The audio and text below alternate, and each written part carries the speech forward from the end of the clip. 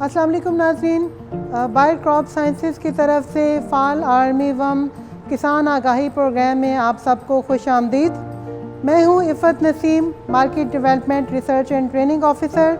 आज के किस्म में हम बात करेंगे फ़ाल आर्मी वम की लाइफ साइकिल के बारे में कि अपनी ज़िंदगी में ये कौन कौन से मराहिल से गुज़रती हैं और कौन सी ऐसी स्टेजेस हैं जो जिनके ऊपर इनको मौसर तरीके से कंट्रोल किया जा सकता है। तो अभी हम आपको लैब लेके चलते हैं, तो आइए लैब में चलते हैं, वहाँ जाके आपको इसकी लाइफ साइकिल के बारे में तफसील से दिखाते हैं। एक दफ़ा फिर आपको अपनी लेबॉर्ट्री में खुश आमदीद कहते हैं। तो अभी दिखाते हैं आपको फ़ाल आर्मी वम के मुख्तलिफ़ ज़िंदगी के मराहिल। पहले आपको इसके अंडे दिखाते हैं। इसकी मादा जो है वो अंडे देती है गुच्छों की शक्ल में, ये जैसे नज़र आ रहा है। एक गुच्छे में 150 से लेकर 200 तक अंडे होते हैं और गुच्छे के ऊपर यहाँ इसके ऊपर बाल लगे हुए होते हैं, जो कि आम तौर पे बाकी लेपिडोप्टेरा या बाकी जो लश्करी सुंडियाँ हैं उनके ऊपर ये मौजूद नहीं होते। अंडे जो हैं आम तौर पे ये पत्ते की या तो निचली सतह पे होते हैं या ये तने के ऊपर कहीं भी अंडे दे सकते हैं। अंडों से बच्चे निकलने का अमल हमारे यहाँ 3 से 5 दिन में मुकम्मल हो जाता है। मादा जब अंडे देती है तो अंडों का रंग जो है वो हल्के से रंग के होते हैं, हल्का सा सब्ज़ी माइल रंग होता है इसका, और 2 से 3 दिन के अंदर जो है अंडे का रंग चेंज हो जाता है। और ये देखिए इसके अंदर जब ये सुंडी बन जाती है, बनने का अमल मुकम्मल हो जाता है, तो इसका अंडे का रंग गहरा हो जाता है। तो यहाँ पे ये आपको नज़र आ रहे होंगे, ये वो अंडे हैं जो कि ताज़े हैं और इसमें आपको देखें हल्के हल्के पेल कलर के आपको नज़र आएंगे, जबकि ये ब्लैक हेड हैं, गहरे काले रंग के अंडे हैं। तो इसमें आपको यहाँ पे भी इसमें देख सकते हैं जो काले रंग के अंडे हैं उसके अंदर सुंडी के बनने का अमल मुकम्मल हो चुका है और ये कुछ ही घंटों में इसमें से बच्चे निकल आएंगे। अच्छा, लश्करी सुंडियों में तकरीबन तमाम लश्करी सुंडियों में ये बिहेवियर होता है कि अंडे से बच्चा निकलने के बाद सबसे पहले वो बच्चे जो हैं वो अपने खोल को खाते हैं। उसका मकसद ये होता है कि सुंडियों के बच्चे को एक इब्तदाई तौर पे एक एनर्जी मिल जाए जिससे वो पौधे के ऊपर फैल के अपने खुराक की तलाश में जा सकें। तो वो मैं आपको दिखाती हूँ। अभी मेरे पास एक यहाँ की वीडियो मौजूद है जिसमें हम आपको दिखाएंगे कि किस तरह से लश्करी सुंडियों के बच्चे अंडे से निकलते हैं। और फिर ये है लश्करी सुंडी मकामी के अंडे हैं, फ़ाल के नहीं हैं ये। इसमें देखें ये किस तरह से ये सुंडी जो है वो काट के खोल को बाहर आ रही है और बाहर निकलने के बाद ये बिल्कुल अपने खोल को इस तरह से खा लेते हैं ताकि इनको इब्तदाई तौर पे ताकत मिल सके और ये अपनी खुराक की तलाश में निकल सकें। बिल्कुल इसी तरह फ़ाल आर्मी वम की सुंडियाँ भी पैदा होने के फ़ौरन बाद अपने अंडों के खोल को खाती हैं। ये फ़ाल आर्मी वम की सुंडियाँ निकलने के बाद देखें खोल को ये अपने खा चुकी हैं और ये अब बिखरना शुरू हो गई हैं ताकि ये अपनी मतलूबा जगह पे पहुंच सकें।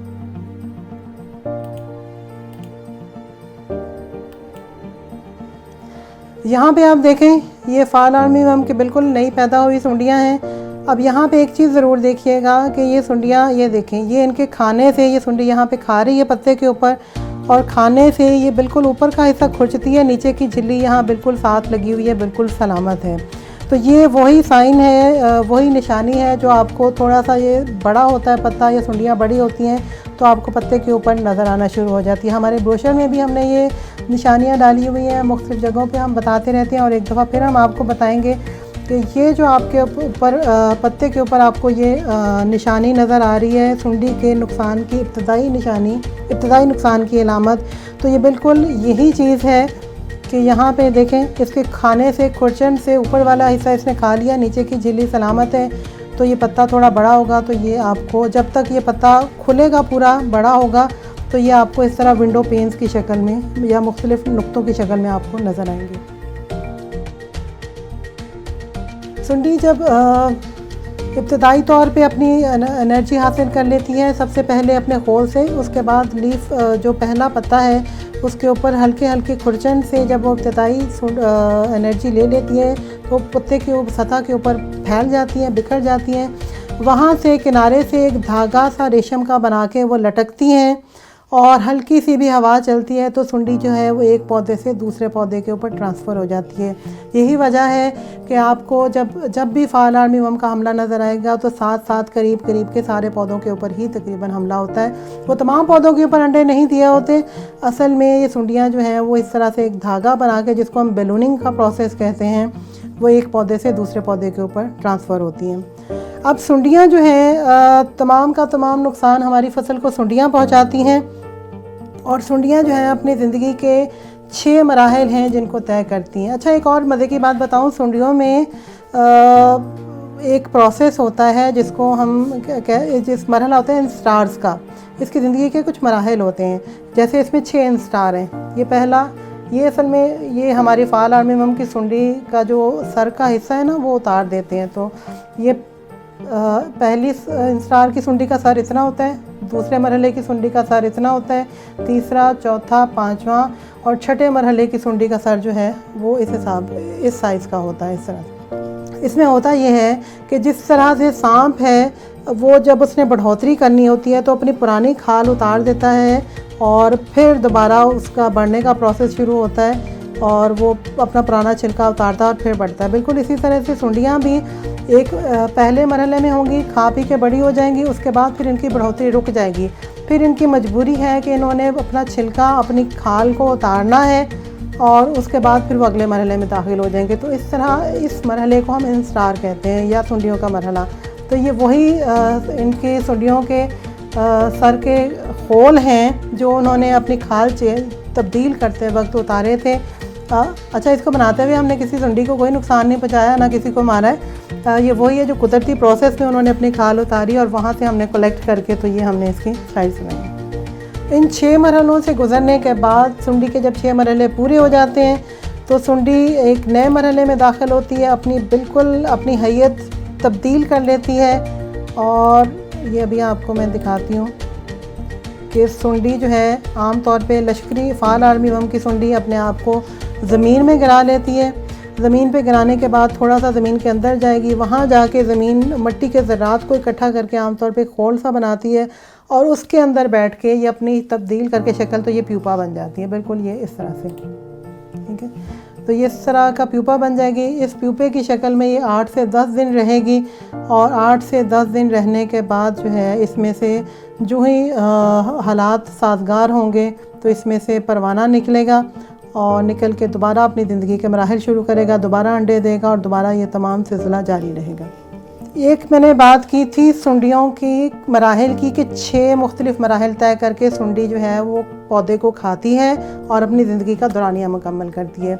अब थोड़ा सा मैं आपको लेके चलूँगी उस बोर्ड की तरफ जहाँ पे हम आपको इसके लाइफ साइकिल में सुंडियों की ज़िंदगी के ये मराहल दिखाएंगे कि कौन सा मरहला कितने दिनों में तय होता है और कौन सी ऐसी क्रिटिकल स्टेज है जिसके ऊपर हम इसको कंट्रोल कर सकते हैं। तो आइए दिखाते हैं। तो फाल आर्मीवर्म का ये परवाने हैं, ये इसका मेल एडल्ट है, ये फीमेल एडल्ट है। यहाँ पे भी आप देख सकते हैं मेल के ऊपर वो आपको तमाम निशान नज़र आ रहे हैं, जबकि फ़ीमेल के ऊपर गहरा सलेटी रंग का इसका कलर है तो इस वजह से इसके ऊपर नज़र नहीं आ रहे। अच्छा, ये अंडे देते हैं गुच्छों की शक्ल में और गुच्छों के ऊपर ये हेरी मैस होता है जो कि भरा हुआ होता है और उसके अंदर ये कवर्ड होते हैं। ये पत्तों के ऊपर भी हो सकते हैं और ये अंडे जो हैं ये जैसे आपको ये नज़र आ रहे हैं, ये तने के साथ भी अंडे दे देती है इसकी मादा। अंडों से 2 से 10 दिन के अंदर अंदर बच्चे निकल आते हैं, लेकिन जैसे मैंने पहले बताया कि हमारे यहाँ 2 से 4 दिन लगते हैं तो उसमें तकरीबन बच्चे निकल आते हैं। हाँ, अगर सर्दी की शिद्दत ज़्यादा हो तो फिर 10 दिन भी लग सकते हैं।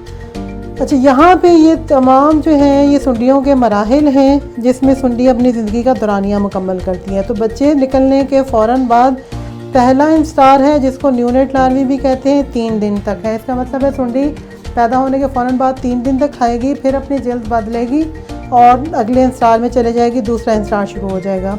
दूसरे इंस्टार में ये 2 दिन खाती है, तीसरे में चली जाएगी, तीसरे मरहले या तीसरे इंस्टार की सुंडी भी 2 दिन खाएगी और अगले चौथे इंस्टार या चौथे मरहले में दाखिल हो जाएगी।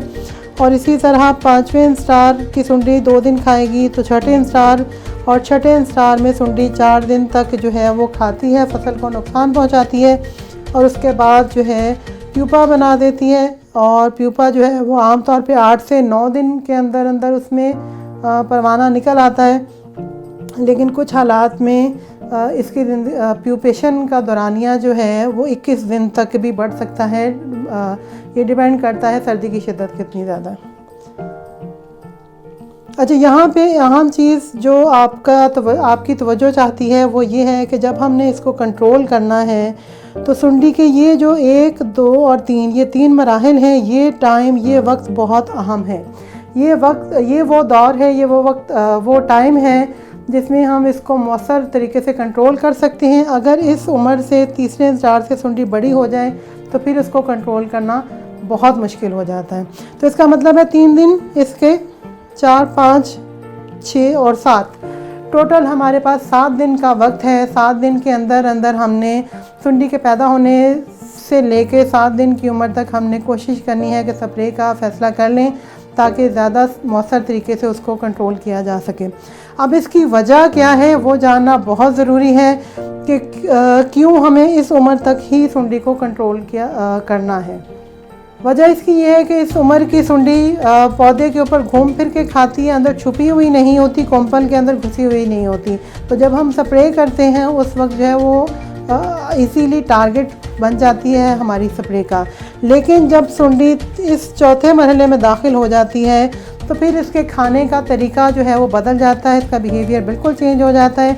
सुंडी कोम्पल के अंदर जाएगी, अंदर जाके वहाँ पे एक गार सा बना के डीप इनसाइड द कोम्पल ये बैठ जाएगी और वहाँ बैठ के छुप के खाएगी और फिर ऊपर से इसका कचरा बेतहाशा होता है, तो इस तक स्प्रे पहुँचाना बहुत मुश्किल हो जाता है। इसीलिए हम सिफारिश करते हैं कि सुंडी को इसके इब्तदाई मराहिल में ही कंट्रोल करें, जो कि आप कह लें अंदाज़न चावल के दाने के बराबर सुंडी हो या तकरीबन 1 इंच के बराबर हो, या फिर आप कह लें कि 7 दिन के अंदर अंदर जो है हमने उसको कंट्रोल करने का फ़ैसला करना है।